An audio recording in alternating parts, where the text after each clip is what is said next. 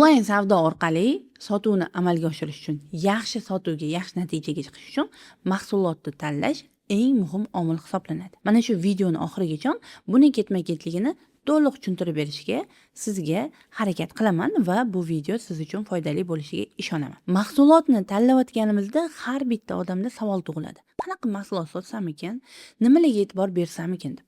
Men o'zim birinchi marketplace savdoga kirayotganimda albatta o'zimni brendim, o'zim mahsulotim bilan kirganman. Lekin ungacha ham qaysi qadamlardan o'tganman. Birinchi onlayn savdoga kirganimda men kosmetika yo'nalishida sotuvlarni boshlaganman. Sotuvlarim bo'lganmi? Ha, birmuncha bo'lgan, yomon bo'lmagan. Men aytolmayman, shu umuman pul topmaganman deb.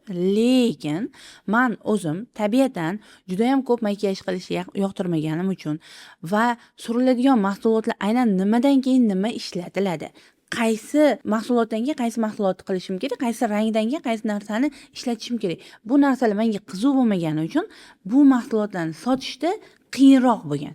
Ya'ni mijozga tushuntirib berish menga bu mahsulotlarda juda qiyin bo'lgan, chunki men uni o'zim kundalik hayotda har kuni ishlatmaganman. Shuning uchun hozir ham marketplace kosmetika savdosi desa, saqal aylanib o'tishga harakat qilaman. Sababi men kosmetikani o'zim unaqa yaxshi ko'radigan lyubitelь emasman. Shuning uchun menga bu qiyinroq.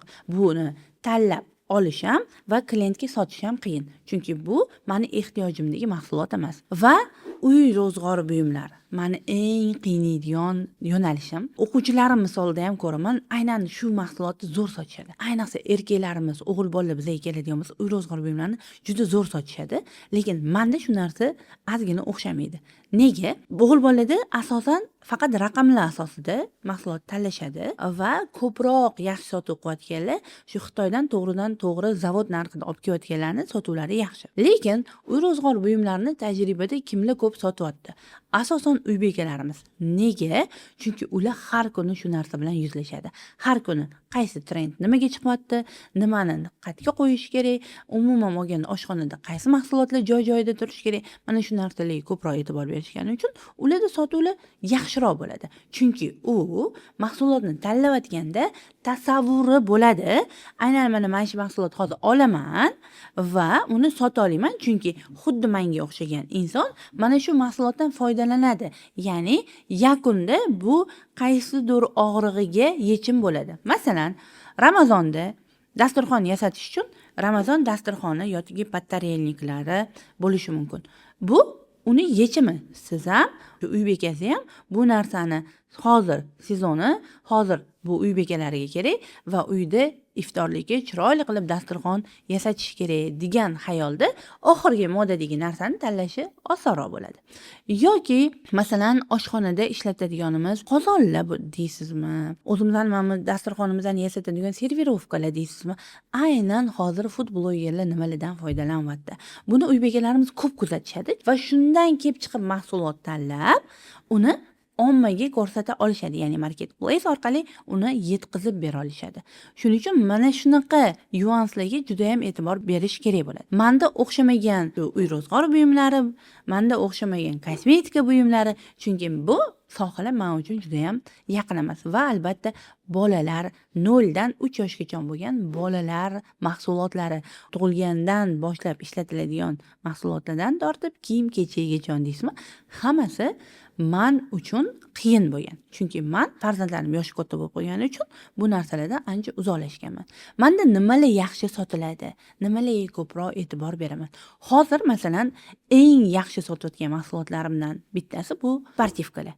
Ya'ni bu sportivkalar uyda ko'chaga kiyadigan yoshlar uchun, o'sha 15 yoshdan 30 yoshgacha bo'lgan yoshlar uchun trikotaj mahsulotdan tikilgan sportivkalarni yaxshi sotuvini qilaman. Nega? Chunki meni farzandlarim, hozir ikkita qizim bo'lsa, 17-16 yoshda va ular har doim sportivka kiyishni yaxshi ko'radi va har kuni nima deydi, turli xilini kiyishga qiziqishadi. Ammo ona sifatida ularga uni xarid qilayotganini ko'rganim uchun, ularga pul berganim uchun, o'zim olib berganim uchun bu narsaga talab ko'p ekan. Chunki meni o'sha qizlarim atrofidagi yoshdagilar ko'proq shunaqa narsa olar ekan deb turib, bemalol bu mahsulotni yaxshi sota olaman. Va yana bitta yaxshi sotadigan narsam ro'mollar. Nega? Chunki o'zim ro'molda bo'lganim uchun aynan qaysi ro'mol ro'mollar ko'proq yaxshi sotiladi, qaysi biri qulayroq, qaysi biri noqulay, mana shu narsaga ko'proq e'tibor beraman. Shuning uchun bu mahsulotni yaxshiroq tanlay olishim mumkin. Yoki ba'ziviylar kiyimlarda men zamonaviy oxirgi trendlarni yaxshi tushunmasligim mumkin, lekin ba'ziviy, ya'ni bir xil rangdagi hamma narsa bilan tushadigan narsalarni ko'proq yaxshi sota olishim mumkin. Chunki yaxshi sota olmayman ham. Nega?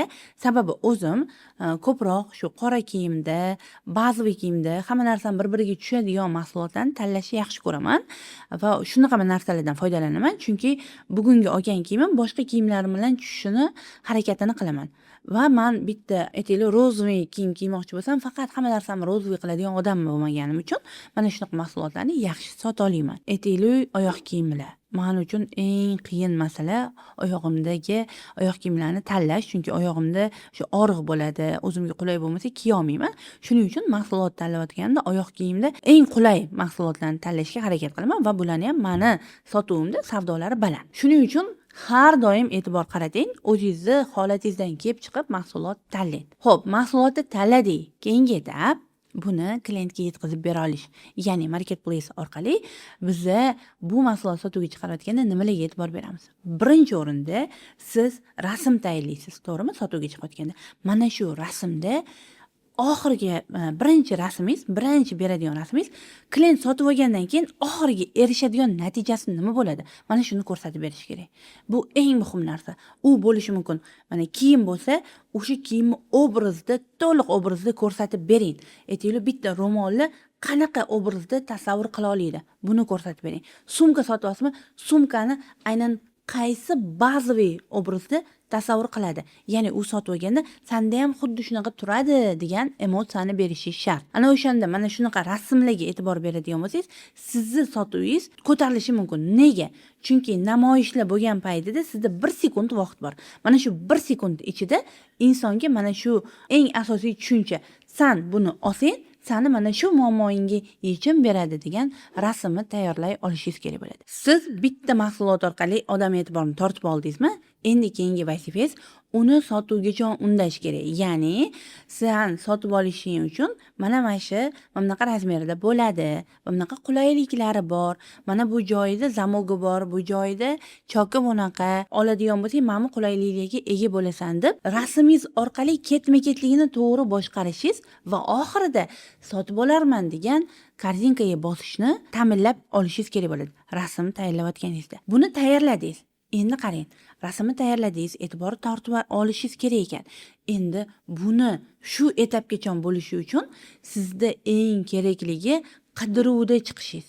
Ya'ni SEO optimizatsiya. Siz qancha odamlar qidirayotganda, odamlarga qancha ko'p ko'rinadigan bo'lsangiz, sizda imkoniyat bor odamlarning e'tiborini tortib qolish va savatga solishni ta'minlash. Mana shu narsa uchun ko'proq e'tibor qaratadigan narsamiz bu kalit so'zlar. Kalit so'zlar nima? Biza nima deb qidiramiz? Aytaylik, bitta kofta qidirayotgan bo'lsak, qanaqa yozuvda yozaman? Qanaqa qilib qidiraman? Oq kofta deb qidiramanmi?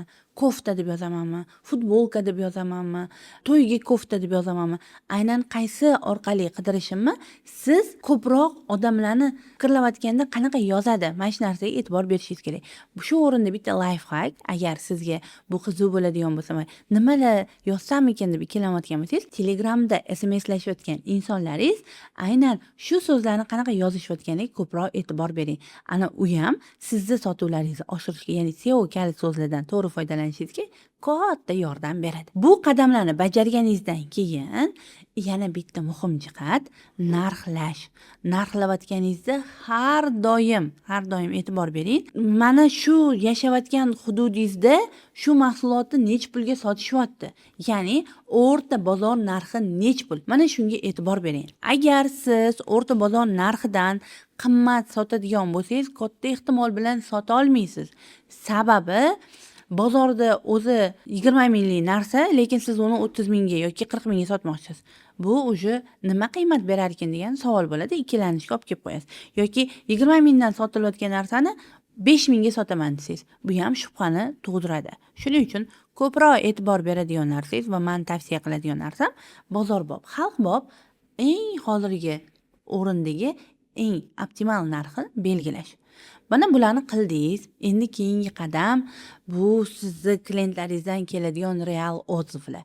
Insonni ishontiradigan va ularga ishonch bo'lib sotuvga undaydigan narsa bu klientlaringizdan kelgan 5 ta yulduzcha sharhlar va albatta mana shu bitta mahsulotingizni real rasmini ko'rgani eng katta yechim bo'la oladi. Shuning uchun mana shu ketma-ketliklarni to'g'ri bajaradigan bo'lsangiz, sizni sotuvlaringiz bemalol ko'tarilishi va tovar tanlayotgandan boshlab sotuvgacha bo'lgan qadamlaringiz to'g'ri bo'ladigan bo'lsa, siz marketplace'da tajribali sotuvchi bo'lmasangiz ham bemalol oyiga o'zingiz xohlagan summadagi pulni topish imkoniyatiga ega bo'lasiz.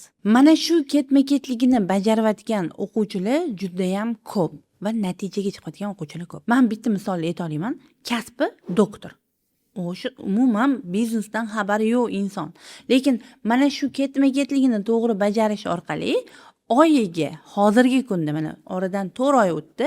4 oyda oyiga 120-130 million so'm aylanma qilyapti. Mana shu hozir sizlarga misol qilib bergan ketma-ketligini to'g'ri bajarish orqali. Bu o'rtacha 20% sof foyda deb oladigan bo'lsa ham 24-25 million so'm sof foydasi bor degani. Ya'ni o'zini kasbidan tashqari qo'shimcha ravishda o'zini sotuvlarini amalga oshiryapti. Bunaqa misol keltiradigan bo'lsa, men sizga bemalol ketma-ket kimlarnidir sanab o'tishim mumkin.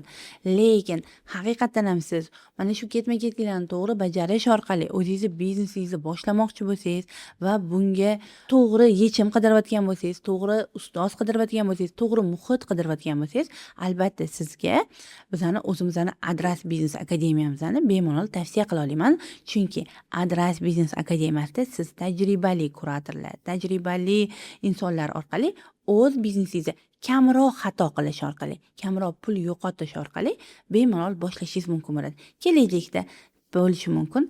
Siz hozir umuman boshqa kasbda bo'lib turib, butun boshli bitta katta biznes imperiya egasi bo'lishingiz mumkin. Va bu haqida to'liq ma'lumotni pastdagi havola orqali olishingiz mumkin bo'ladi. Video foydali bo'lgan bo'lsa, sizdan albatta bitta like, bizga obuna bo'lishni unutmang. Keyingi videolarda ko'rishguncha